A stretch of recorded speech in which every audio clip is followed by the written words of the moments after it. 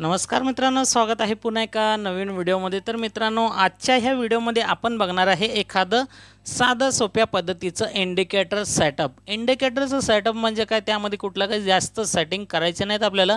एकदम इझी पद्धतीने तुम्हाला समजायच्या भाषेमध्ये मी आज सांगणार आहे की कसं तुम्हाला ह्या इंडिकेटरचा वापर करायचा आहे, कधी तुम्हाला कॉल घ्यायचा आहे, कधी तुम्हाला पुटमध्ये एंट्री घ्यायचं आहे आणि कधी तुम्हाला ह्याच्यामध्ये ट्रेडिंग करायचं नाही आहे। डिटेल गोष्टीवरती आपण आज डिस्कस करूया।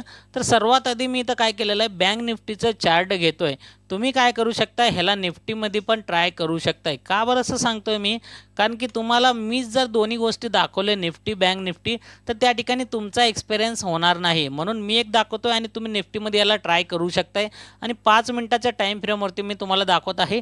तुम्ही टाईम चेंज करून पण बघू शकताय। बरेच जण टाईम विचारतात, परत सांगितलं तरी की याच्यामध्ये मी ह्या टाईमवर ठेवू दे का त्या टाईमवर ठेवू देत। कसं आहे, टाईम फ्रेम चेंज करून पण तुम्ही बघू शकताय। जर रिझल्ट आला तर ओके म्हणायचं, अन्यथा सोडून द्यायचं। आणि असं नाही की बरेच जण म्हणतात तुमचं स्ट्रॅटेजी काम करणे हे करणे।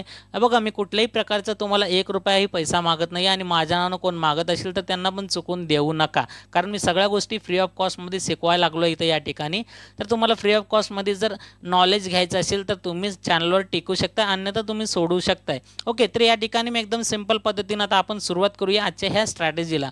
तर इथं मी काय केलेलं आहे, इंडिकेटर ऑलरेडी घेतलेलं आहे। तर ते इंडिकेटर कुठला आहे काय आपण नंतर बघूया या ठिकाणी।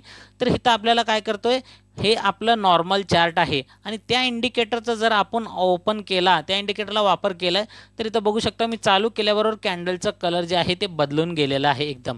ओके, तर त्या कलरवरती जाऊ नका या ठिकाणी। तर जे कलर जे ह्याच्यामुळेच आहे, जे इंडिकेटर आहे ना त्याच्यामुळे ते कलर त्याचं चेंज झालेलं आहे कॅन्डलचं। तर तुम्हाला सर्वात आधी बाय कधी करायचं ते सांगतोय, मग सेल कधी करायचं ते सांगतोय, म्हणजे कॉल किंवा पुट। बघा, बाय कधी करायचं, कॉल कधी बाय करायचं, ज्यावेळेस इथं लाल आणि हे हिरवा कलरचं जे लाईन दिसतंय खाली, ते त्या इंडिकेटरचं लाईन आहे। या इंडिकेटरच्या लाईन जर हिरवा झाला, त्याच्याच वरती बरोबर त्याच कॅन्डलवरती तुम्हाला काय करायचं आहे, कॉलमध्ये एंट्री करायचं आहे। कॉलमध्ये एंट्री करायचं आहे, खाली स्टॉप लॉस तुम्हाला लावायचं आहे। इथं चार्टवरचे 50 पॉईंट स्टॉप लॉस लावायचं आहे चार्टवरचे। म्हणजे प्रीमियम किती होईल, फक्त आणि फक्त 25 रुपये। आणि बँक निफ्टीमध्ये इतका मोठा स्टॉप लॉस तर मार्केट घेणारच, कारण की बँक निफ्टीचा वॉलेटाईल खूप जास्त असतोय। हे झालं 50 पॉईंटचं चार्टवरचं आणि प्रीमियम 25 रुपये होईल। आणि वरती जर टार्गेट बघितलं तर चार्टवरती आपल्याला 60 पॉईंट घ्यायचं आहे। चार्टवरती 60 पॉईंट घ्यायचं आहे, त्याचं प्रीमियम होतं आपल्याला इथं 30 रुपये। म्हणजे जवळपास आपण धरून चालू आहे याला 1:1 असं धरून चालू आहे। आणि 1:1 नंतर तुम्ही जर समाधान होत असाल तर त्या ठिकाणी सीधा तुम्ही मार्केटला काय करू शकता, एक्झिट करा, किंवा ह्याच्यानंतर तुम्ही एसएल जरी ट्रेल केलं तरी एकदम काय हरकत नाही आहे। पण मोठ्या लालचमध्ये बसून ह्याच्यामध्ये अडकून लॉस करून घेऊ नका। हे झालं कॉल साईडचं बाजू, इथून एंट्री, वरती टार्गेट आणि खाली तर एसएल, सिंपल। आणि तुम्हाला बाय केलं आपण दाखवलं। आता सेल कधी करायचं, म्हणजे पुट साईडला एंट्री कधी करायचं, ज्यावेळेस हा लाल कलरचा लाईन होतोय, हिरव्या कलरपासून ज्यावेळेस लाल होतोय त्याच्याच एक्झॅक्ट वरती इथं बघितलं आपण, इथून आपण पुटमध्ये एंट्री घेतलात, वरती आपण काय करणार आहे, 50 पॉईंटचं चार्टवरचं स्टॉप लॉस आणि त्याचं प्रीमियम होणार 25 रुपये, हे पण डिटेल सांगत आहे। आणि खाली टार्गेट आपण जर घेतलं तर 60 पॉईंटचं चार्टवरती आणि 30 पॉईंट जे असणार आहे ते प्रीमियममध्ये असणार आहे। ओके, तर ह्याच्यामध्ये मी तुम्हाला दोन्ही पण सांगितलेलं आहे, बाय आणि सेलचं, म्हणजे कॉल किंवा पुटचं। आणि तुम्ही जर याला निफ्टीमध्ये बघत असाल तर निफ्टीमध्ये तुम्हाला काय करायचं आहे, जवळपास एक 40 पॉईंटचं तुम्हाला चार्टवरती टार्गेट घ्यायचं आहे, चार्टवरती। आणि चार्टवरती 40 पॉईंटचं टार्गेट आणि त्याचं प्रीमियम असणार आहे 20 रुपये तुमचं वाढणार। आणि एस एल किती घ्यायचं तुम्हाला, चार्टवरती 30 पॉईंट, म्हणजे एस एल किती होणार, 15 रुपयाचं प्रीमियम होणार। म्हणजे ह्याला पण तुम्ही 1:1 पेक्षा थोडंसं कमीच धरून चाला, थोडंसं जास्त धरून चाला। ओके, कारण की 30 पॉईंट आणि इथं 40 पॉईंट आहे, प्रीमियम इथं 15 आहे, तिथं 20 रुपये आहे।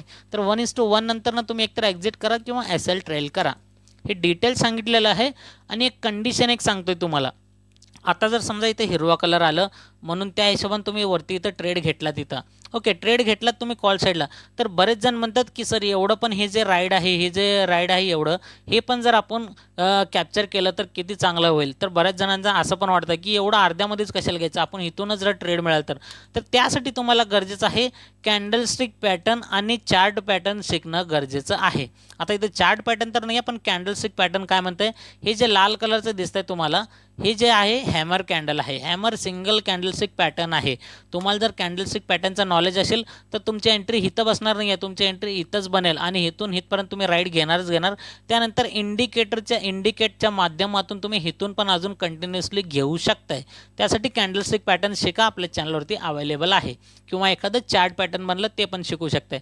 आता बघा, इथून मार्केट खाली पडत आलेलं आहे, पण इथूनच पडत आलं म्हणून तुम्हाला काय इथं ट्रेड मिळालं का? नाही आहे, कारण की वरून खाली आलं आणि इथं खाली हिरवा आहे.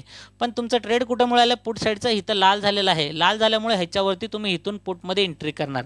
नीट बघा, लाल तुम्हाला इथं झालेलं आहे. लाल झालं की तुम्हाला पुट साईडचं एंट्री करायचं आहे. ह्याच्यानंतर ह्या कॅन्डलपर्यंत तुम्हाला इथून एंट्री करणार आहे. पण जर तुम्ही कॅन्डलस्टिक पॅटर्न शिकलं तर या कॅन्डलपासून इथूनच वरती एंट्री, कारण की इथं डोजी कॅन्डल बनलेला आहे. डोजी कॅन्डलपासून इथून एंट्री इथपर्यंत, त्यानंतर इंडिकेटरचा सिग्नल, दोन्हीचं कन्फर्मेशन, पुन्हा अजून डाऊन साईडला इथपर्यंत तुम्हाला ट्रेड बघायला मिळेल. पण जास्त लालच करायचं नाही आहे. 60 पॉईंटचं चार्टवरची टार्गेट ठेवायचं आहे. ओके, आणि 50 पॉईंटचं जे आहे ते SL ठेवायचं आहे. दोन्ही पण चार्टवरचे. ह्याचं जर प्रीमियम बघितलं तर 30 रुपये होतं आणि ह्याचं जर प्रीमियम बघितलं तर या ठिकाणी 25 रुपयाचं होतं. ओके, आय होप तुम्हाला हा नक्की स्ट्रॅटेजी कसा वाटला हे कॉमेंट करून नक्कीच सांगा मित्रांनो. आणि याच्यानंतर तुम्ही स्वतःचं एक बॅक टेस्टिंग, एक पेपर ट्रेड मात्र नक्कीच करा.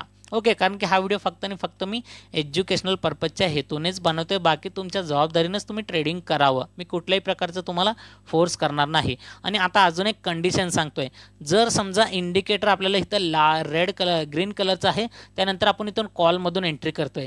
वरती एंट्री करताना हे बघा की कुठं स्ट्रॉंग रेजिस्टन्स आहे का. नाहीतर बरेच जण वरती काय मागचं डाटा बघत नाही आहे, कॉलमध्ये सिग्नल दिला म्हणून एंट्री करतात, थोडंसं वरती जातं आहे, मग अजून थोडंसं टार्गेटच्या लालचमध्ये तसंच होल्ड करतात आणि मार्केट तिथून ह्या पाठीमागचा रेजिस्टन्सला फेस करून खाली पडतंय. खाली पडल्यावर आमचं इथं SL हिट करून जातं आहे. मग बरेच जण कमेंट करतात की सर हे टार्गेट दिलेलंच नाही आहे.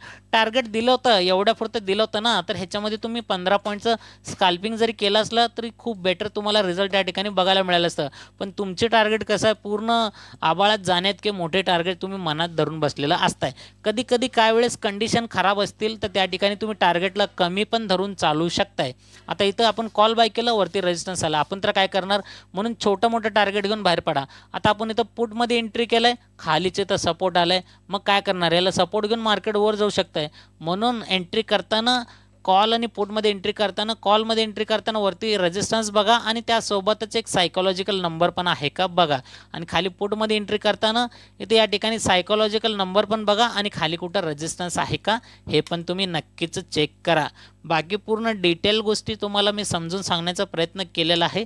अजून थोडंसं बॅक टेस्टिंग आपण करूया, त्यानंतर आपण व्हिडिओला इथं थांबवूया म्हणून. ओके, तर आता इथं बघा पुट साईडचं किती मस्त आपल्याला या ठिकाणी ट्रेड मिळालेलं आहे. तर इथं लाल कलरचं ज्यावेळेस सिग्नल प्रोव्हाइड झालं, एक्झॅक्ट त्याच्याच वरती याच कॅन्डलला तुम्हाला बरोबर तुम्हाला सिग्नल मिळालं आहे आणि तिथूनच खाली पडायला चालू झालं. बघू शकता तुम्ही, तिथूनच खाली पडलेलं आहे इतकं मोठं टार्गेट. वरती इथं 60 पॉईंट ठेवलं या ठिकाणी, तर तिथून बघू शकता 1:1, 2, 3, 4 म्हणजे 1:4 पर्यंत मार्केट टार्गेट दिलेलं आहे. पण कधी दिलेलं आहे, आपण जर ह्या गोष्टी फॉलो केल्यात व्यवस्थितपणे, रूल्सला फॉलो केल्यात तर. आता इथं आपण अजून एक दाखवतोय तुम्हाला मी, इथं कॉल साईडचं बघा.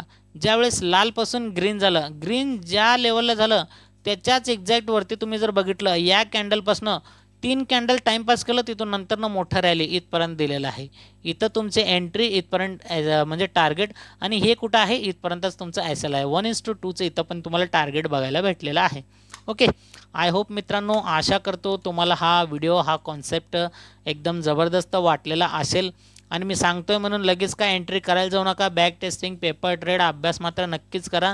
आणि इंडिकेटर फेल झाला तर लगेच नाराज व्हायची गरज नाही आहे, सोडून द्यायचं आहे. मी तुम्हाला कुठल्याही प्रकारचं 1 रुपया पण मागत नाही आहे.